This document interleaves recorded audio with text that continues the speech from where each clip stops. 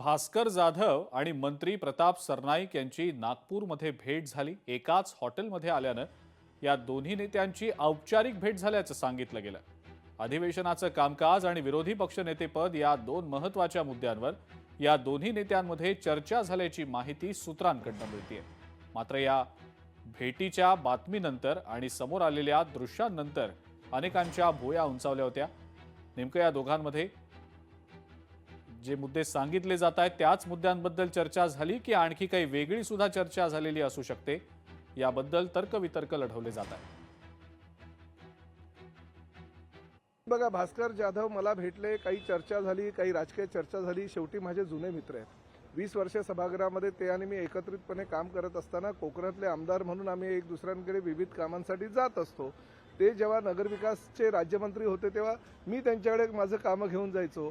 आज मी परिवहन मंत्री आहे। त्यांच्या मतदारसंघामध्ये बसेसचा काही विषय आहे आणि काही नवीन बसेस त्यांना चालू करायच्या आहेत। त्या संदर्भात त्यांनी जर माझ्याशी चर्चा केली असेल तर मला असं वाटतं कोणाच्या पोटामध्ये दुखायची काही गरज नाही आहे। भास्कर जाधव आणि आम्ही चांगले मित्र, आणि शेवटी कसं आहे की राज्यामध्ये ऑपरेशन टायगर चालूच आहे, त्यामुळे त्याचानी याचा काही तुम्ही हे जुळवायची गरज नाही आहे। लोकशाही मराठी ऐका, पहा, जागरूक रहा।